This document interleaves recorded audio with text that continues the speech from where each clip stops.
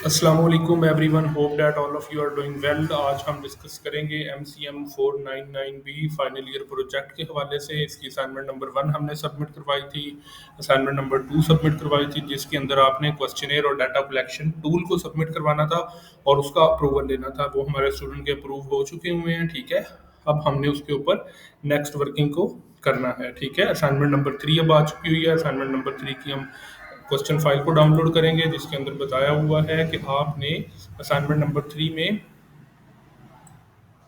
अपना जो question approve आपका हुआ है, उन्होंने सिर्फ असाइनमेंट नंबर 3 सबमिट करवानी है, ठीक है। और अगर जिनका अप्रूव नहीं हुआ वो अपने सुपरवाइजर के साथ कॉन्टैक्ट करेंगे और उसको अप्रूव करवाएंगे। तो अगर आपके रिसर्च टूल और इंस्ट्रूमेंट के अंदर किसी भी किस्म का इशू आता है तो उसके हवाले से आप हमारे व्हाट्सएप नंबर के ऊपर डिस्कस कर सकते हैं। हम MCM 499B प्रोजेक्ट के हवाले से कंप्लीट डिस्कस करेंगे आपके साथ, और उसमें आपका जो भी इशू होगा उसको सॉल्व करने की कोशिश करेंगे, ठीक है। अब ये असाइनमेंट के क्वेश्चन फाइल की तरफ आते हैं। Data collection and analysis. आपने इसमें करना क्या है, जो आपके क्वेश्चनर अप्रूव हो चुके हैं आपने अपने क्वेश्चनर्स को गूगल फॉर्म्स के ऊपर लिंक जनरेट करना है, और वो जितने भी आपका सैंपल साइज है आपने उतने लोगों से अपना डाटा फिल करवाना है, 100, 150 या 200, ठीक है। वो करवाने के बाद आपने अपना कंप्लीट जो है वो एनालिसिस करना है, ठीक है। और एनालिसिस जो आपने करना है वो कंप्लीट एनालिसिस करने के बाद आपने अपनी प्रोजेक्ट फाइल जो है वो सबमिट करवानी है।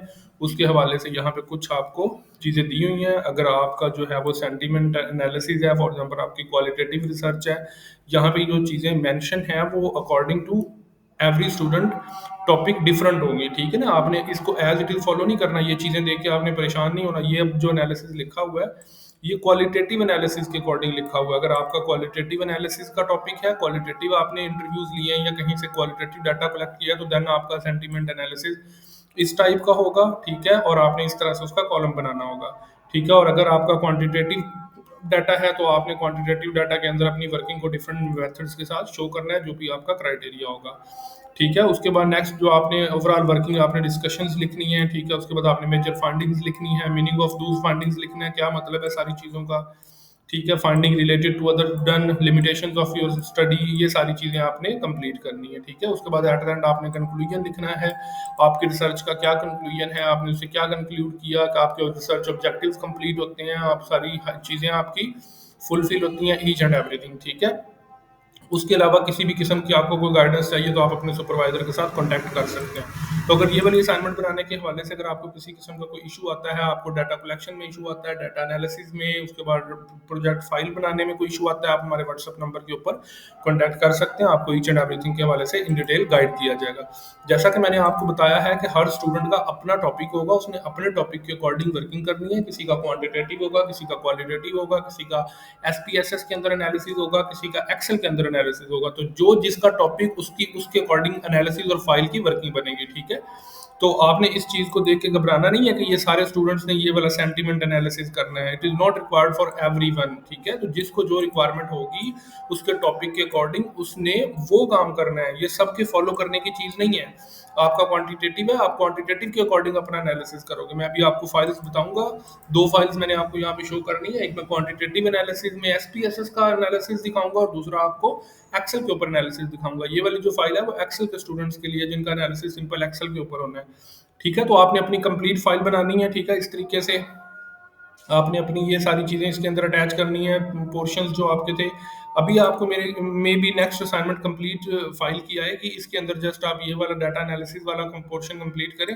डाटा एनालिसिस वाले पोर्शन के ऊपर चलते हैं। आपने स्टार्टिंग में इस तरह से अपना जेंडर का वो बताना है, टेबल बताना है, ओके, उसकी ग्राफ बनाना है, उसकी आपने डिटेल लिखनी है, एज लिखनी है, ये डिटेल लिखनी है, मतलब ये सारी चीज़ें आपने इस तरह से करनी है, ठीक है। उसके बाद आपके जो क्वेश्चनर होंगे, आप अपना ईच क्वेश्चन लिखोगे, उसका ग्राफ बनाओगे, उसका नीचे टेबल बनाओगे, उसके नीचे एक्सप्लेनेशन लिखोगे। जितने अब आपके क्वेश्चन होंगे, 15 हैं, 20 हैं, 30 हैं, उतने ग्राफ, उतने टेबल, ये इस तरह आपके सारे चलते जाएंगे, ठीक है। एट द एंड आप इन सब की एनालिसिस और समरी बताओगे। ये जिस तरह ये डिस्क्रिप्टिव स्टैट बताया हुआ है ये फाइंड आउट करके लिखोगे।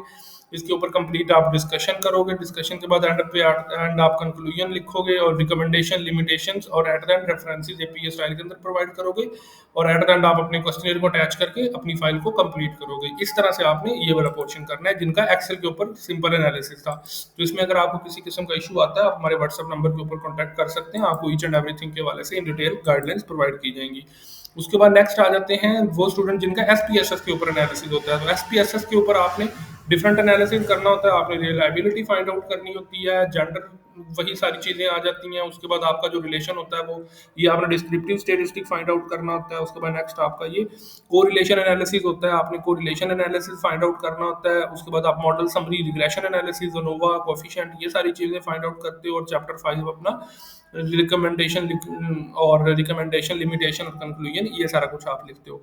तो अगेन मैं आपको बताता चलूँ, इन सारी चीज़ों से आपने कंफ्यूज नहीं होना। हर स्टूडेंट का टॉपिक अपना होगा, जो उसने जिस तरह का टॉपिक सिलेक्ट किया हुआ है उसकी प्रोजेक्ट की फाइल भी उसी तरह से बनेगी। जिसका थ्योरेटिकल टॉपिक होगा क्वालिटेटिव, उसकी फाइल क्वालिटेटिव एनालिसिस के साथ बनेगी। और जिस स्टूडेंट की फाइल जो है वो एक्सेल के ऊपर सिंपल एनालिसिस या फ्रीक्वेंसी एनालिसिस है, उसने फ्रीक्वेंसी एनालिसिस में बनानी है।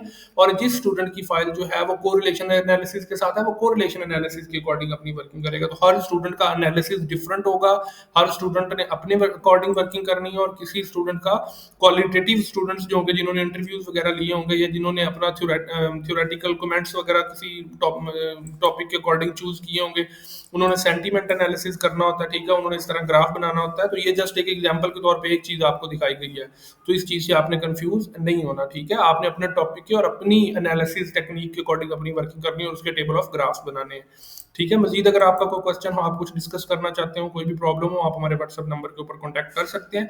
इंशाल्लाह आपको ईच एंड एवरीथिंग के हवाले से इन डिटेल गाइडलाइंस प्रोवाइड की जाएंगी। Thank you so much for your time.